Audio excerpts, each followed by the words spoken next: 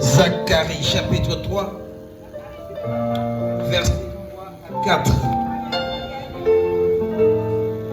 Zacharie chapitre 3, verset 3 à 4. On va commencer quelque chose ce soir et on va finir ça le jeudi. On aura spécial PDG le jeudi et non ce vendredi. Amen. Amen. On aura un spécial PDG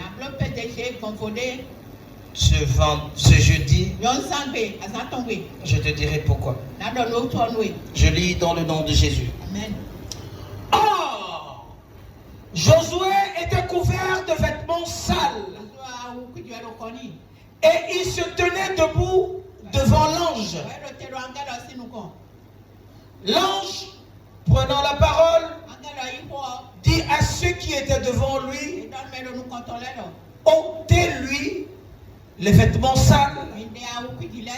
Puis, il lui dit à Josué, puis dit à Josué, je t'enlève ton iniquité et je te revêts d'habits de fête. Amen.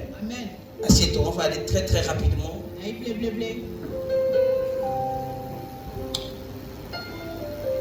Je veux partager avec toi rapidement ce que j'ai intitulé Seigneur, refais-moi des vêtements de fête. Seigneur, refais-moi des vêtements de fête. Suis-moi attentivement. Amen. Amen. Écoute-moi bien. Tu n'entreras pas en 2023 avec des vêtements sales. Écoute-moi bien. Je ne sais pas les vêtements que tu as portés depuis le 1er janvier jusqu'à ce jour. Quel qu'en soit le vêtement qu'on t'a fait porter ou tu t'es fait porter, je suis venu te dire que mon Dieu va enlever ces vêtements et te mettra les vêtements. Tu mettras les vêtements de fête. Tu mettras les vêtements de fête. Tu mettras les vêtements de fête. Au nom puissant de Jésus. Assieds-toi. Écoute-moi bien. La Bible dit que Josué était couvert de vêtements sales. Fais attention. Il y a deux grands types de vêtements que tu peux porter. Il y a deux grands types de vêtements que tu peux porter. Il y a les vêtements sales et les vêtements de fête. Écoute-moi bien. Il y a les vêtements sales et les vêtements de fête. Les vêtements sales peuvent être divisés en 4 catégories. Écoute-moi bien. Ces vêtements peuvent être divisés en 4 catégories. Je parle des vêtements sales. Je parle des vêtements sales et les vêtements propres. Ou les vêtements de fête sont divisés en 2 catégories. Soit on appelle ça les vêtements de noces ou on appelle ça les vêtements de fête. Mais ce soir, tout vêtement qu'on t'a fait porter, qui ne sont ni les vêtements de noces, ni les vêtements de fête, mon Dieu va te l'enlever et va te mettre de nouveaux vêtements. Les vêtements de maladie que tu avais portés, je prophétise au nom puissant de Jésus. Mon Dieu va déchirer ses habits et te mettra les bons habits, les habits de guérison, les habits d'élévation, les habits de succès. Mon Dieu changera tes vêtements au nom puissant de Jésus. Si tu enlèves le bien du fire, du fire, du fire, du fire, du fire. Suis-moi. Suis-moi. Les vêtements sales sont en plusieurs catégories. Laisse-moi te dire, il y a ce qu'on appelle les vêtements de honte. Lorsque tu lis la Bible, dans le livre de Genèse, chapitre 3, la Bible dit que le serpent, ça fait partie des animaux que Dieu lui-même a créés. Mais c'est le même serpent qui est rentré dans le jardin et a commencé à converser avec Adam et Ève. Fais attention avec les gens qui ne te nulle part pour venir te dire ce que Dieu t'a dit. La plupart du temps, les gens de dehors viennent nous inculquer les choses de dedans. Ce dont nous avons la capacité de pouvoir discerner. On ne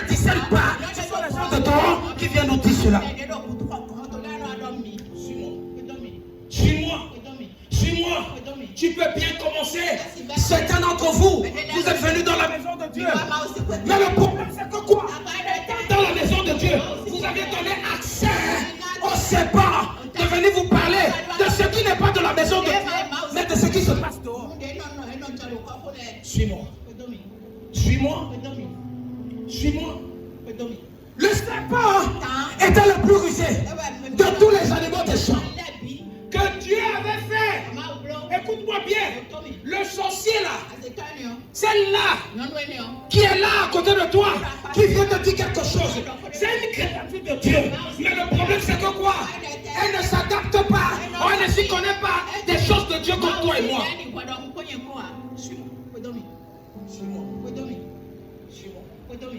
Le serpent est rentré, est venu dire à Adam et Ève que est-ce que Dieu a-t-il réellement dit? Dieu a dit. Mais il n'a pas réellement dit comme le serpent est en train d'interpréter. C'est comme je suis en train de dire. Tu vas voir qu'à la fin, la Bible dit que Adam et Ève ont péché, ils ont mangé ce qu'ils ne devaient pas manger. Suis-moi attentivement. Qu'est-ce que tu as fait que tu ne devais pas faire? Qu'est-ce que tu as dit que tu ne devais pas dire? Qu'est-ce que tu as caché que tu ne devais pas cacher dans la maison de Dieu? Suis-moi. Suis-moi. La plupart du temps, on cache un certain nombre de choses. La Bible dit que ce sont nos péchés, c'est notre iniquité. Il de sa face. Suis-moi. Suis-moi. La Bible dit que lorsqu'ils ont mangé le fruit, et leurs yeux se sont ouverts. Quels yeux qui se sont ouverts? Quels types d'yeux se sont ouverts? Amen.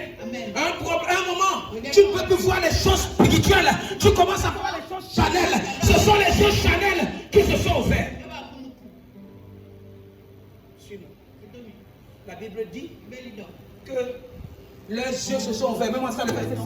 Mets-moi le verset 7. Les yeux de l'un et l'autre s'ouvrirent. Ils connurent qu'ils étaient nus. Il y a un certain type de choses qui vont te faire croire et qui vont te faire comprendre que tu es nu. Il y a des choses que tu ne dois pas comprendre. Il y a des choses que tu ne dois pas mettre en tête. Parce que lorsque tu es piètre, ce que Dieu dit, Dieu va t'exposer. Suis-moi attentivement. Suis-moi attentivement. Les yeux de l'un et l'autre s'ouvrirent et ils connurent qu'ils étaient nus. Si je viens ici et j'enlève les habits de président, il va avoir honte. Et la honte va pousser le président de venir se cacher. Pourquoi? Parce qu'il sait qu'il est nu. Suis-moi, je suis en train d'aller quelque part de profond. Et la Bible dit que quoi? Ils connurent qu'ils étaient nus. Ayant cousu des feuilles de figuier. La plupart du temps, on met des vêtements, des feuilles de figuier au milieu de nous pour cacher le péché que nous-mêmes on a commis. Ça, c'est pas encore pour tout le monde. Ça, c'est pas pour tout le monde. Qu'est-ce que tu as fait?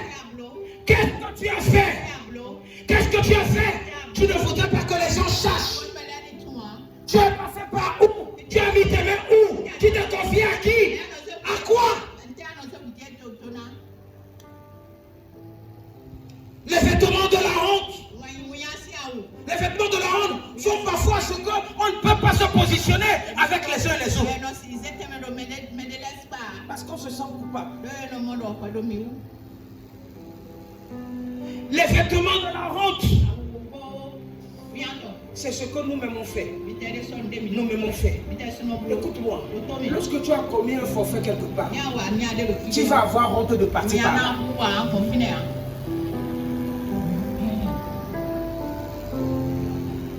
Si j'ai volé dans la maison de mon frère, même si on ne m'a pas attrapé, pour venir là pour une deuxième fois,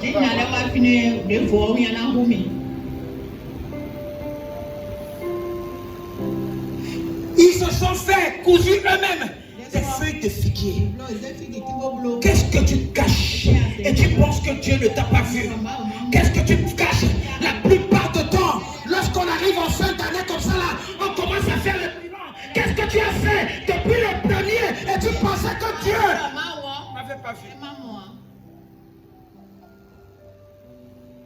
Qu'est-ce que tu as fait? En mars, en avril, en mai, juin, juillet. C'est devant toi. Est-ce que ça a marché? Est-ce que cette année était positive? Est-ce qu'elle était négative? Lorsque tu fais le bilan, qu'est-ce que toi-même tu penses? Est-ce que tu n'as pas prié? Oui, tu as prié. Est-ce que tu n'as pas jeûné? Oui, tu as jeûné. Mais pourquoi Dieu n'a pas exaucé? Parce que quelque part, il y a un vêtement sale que tu portes. Et ce vêtement sale, c'est le vêtement de la honte. Suis-moi attentivement. C'est le vêtement de la honte.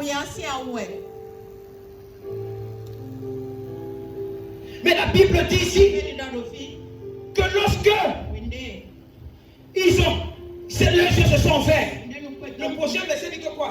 Dieu est descendu. Dieu est descendu.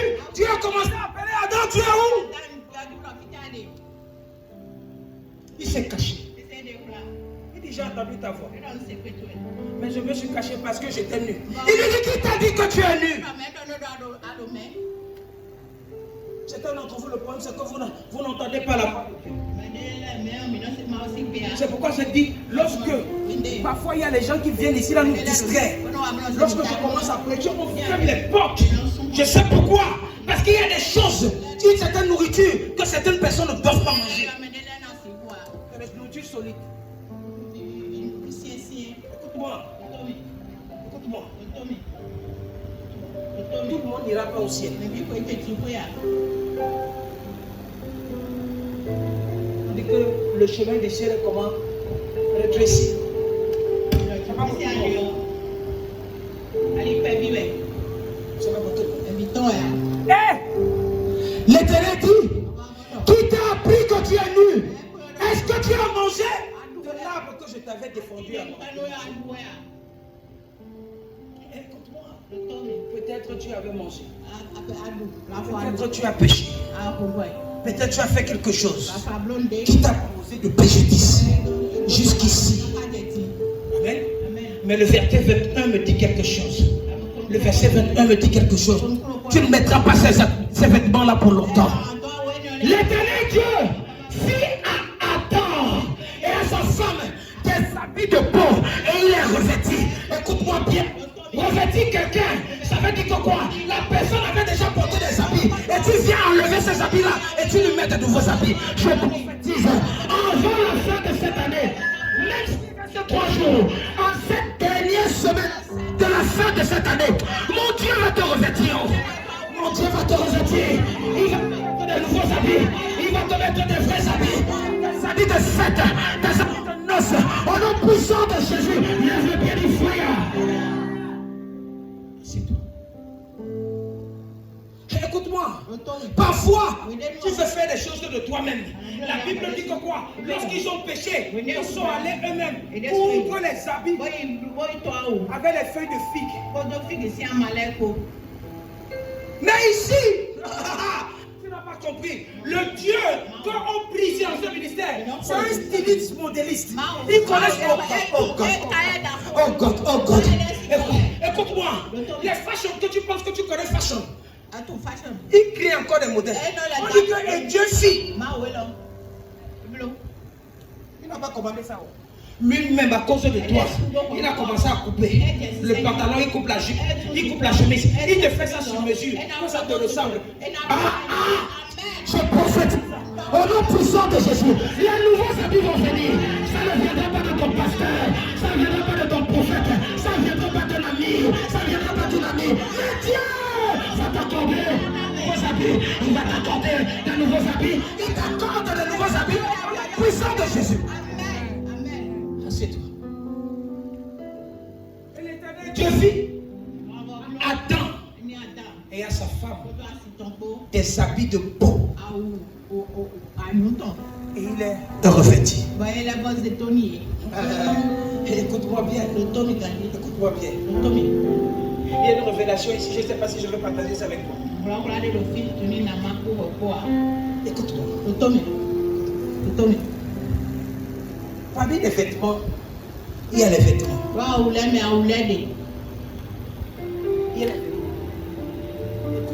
vêtements. Vous portez les habits de fête, les habits de noces, les habits que Dieu va te donner. Il doit avoir un sacrifice. Lorsque tu finis de pécher, parce que vous pouvez couper les feuilles de figue. C'est de toi-même, n'est-ce pas? Tu coupes. Et tu peux faire ça comme tu veux. Mais Dieu, pour laver ton péché, il a sacrifié un animal.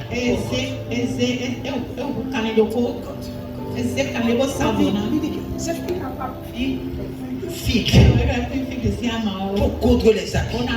Cette fois-ci, il a pris quoi? Les habits avaient de quoi? De peau. Ça veut dire qu'il y a un animal qui a été quoi? Sacrifié. Toi, tu n'as plus besoin de sacrifier un animal. Parce que Christ, à la personne de Jésus, est mort sur la croix. Parce qu'il est mort sur la croix, tu peux avoir accès facilement à ces habits de fête. Tu peux avoir accès facilement à ces habits de noces. Écoute-moi bien, en 2023, tu vas rentrer en majesté. Tu rentres en majesté. Tu rentres en majesté. Au nom puissant de Jésus. C'est toi. Les habits de honte. Quels sont les habits qui t'entachent? Qui comprend quelque chose? Après les habits de fête, après les habits de honte, il y a une deuxième catégorie de vêtements.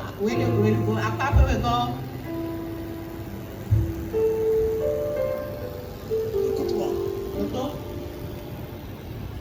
Il y a ce qu'on appelle les habits de rejet.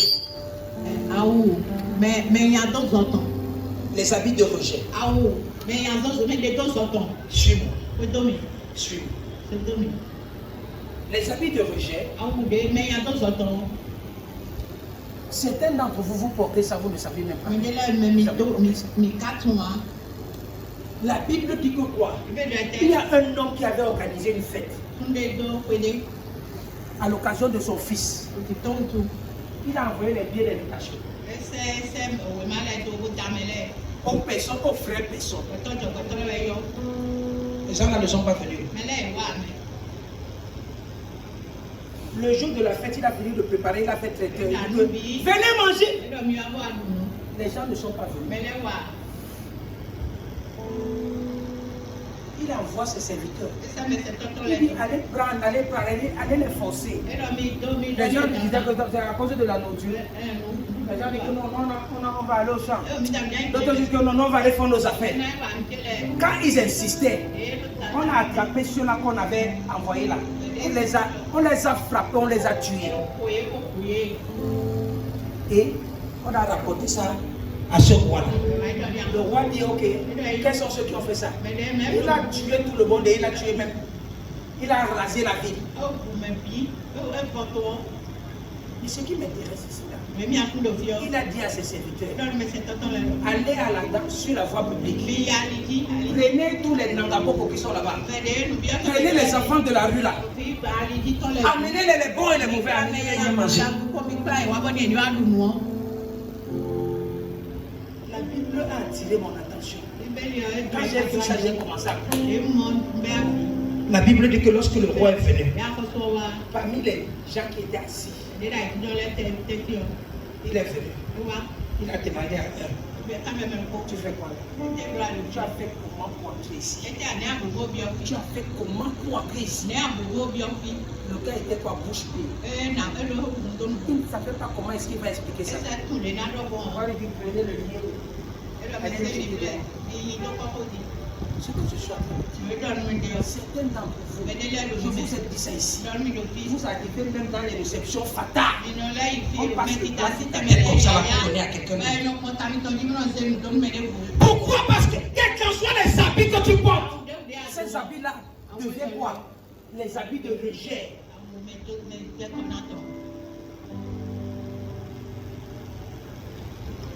Tout le monde cotise une même femme, abuse de la même femme. Toi tu viens, elle te dit non. Qui comprend ce que je suis en train de dire?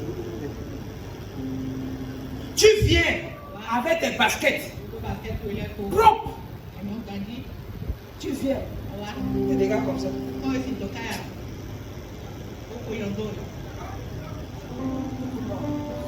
Même si tu vas te laver avec les eaux de la rivière de ton village, ça va pas la ça.